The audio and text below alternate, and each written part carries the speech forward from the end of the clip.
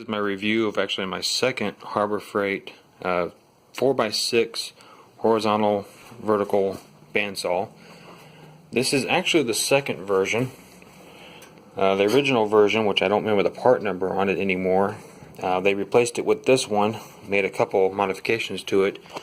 This one's actually model number 62377. See it down there if I can get it to focus. And yep, there it goes, in the lower right hand corner.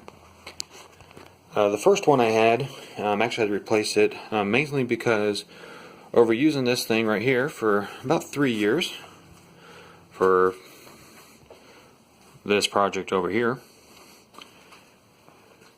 the frame and the tension of the bandsaw belts on there actually warped over time.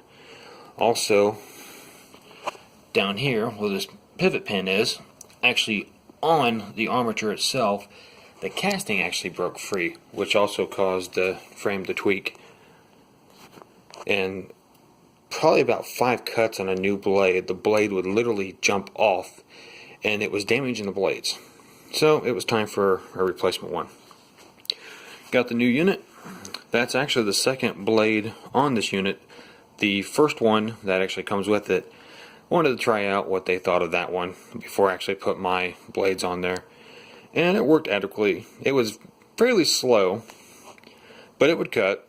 I mean, people always say that the blade that comes on these machines is crap. Hey, you got the machine, you want to try the blade out there, as long as you're not expecting the thing to cut really quick, it will work fine. A couple of things I noticed about the redesign that's a little bit better than the original. The original design did not have this, so it didn't protect this.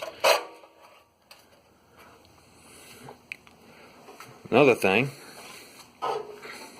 as you can see, it's lined up perfectly. I actually have not made any adjustments to these whatsoever out of the box. Out of the box, this thing was perfectly 90 degrees from this fence and 90 degrees this way.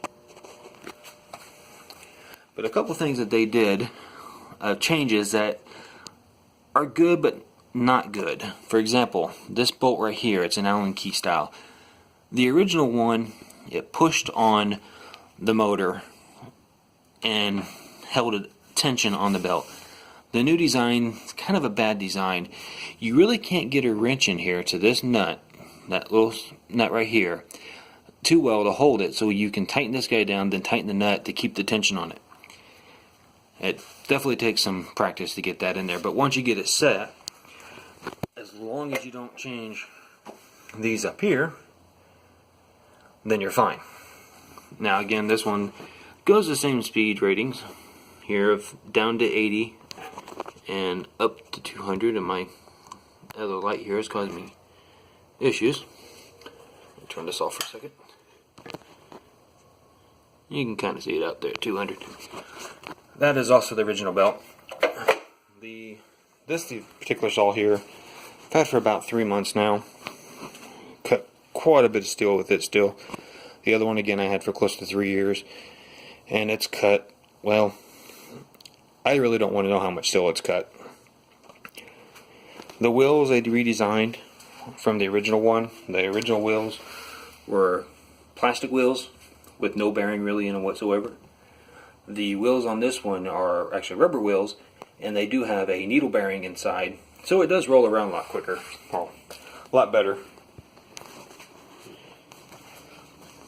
And I thought I'd just give you a review on the new design.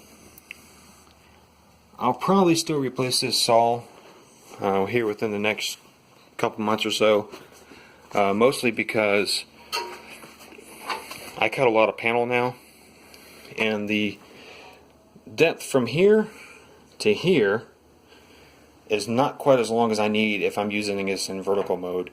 Just like there's not enough spacing between here and here to be able to cut a decent sized panel or to make curves if you need to make curves or anything like that. Looking at a jet machine that still is a horizontal vertical machine, but it works for what you buy it. Just make sure you use the 20% off coupon and keep the spring stuck in there. I'll put that back in here after I'm done recording. But yeah, second saw. If I had no choice, I would buy a third one.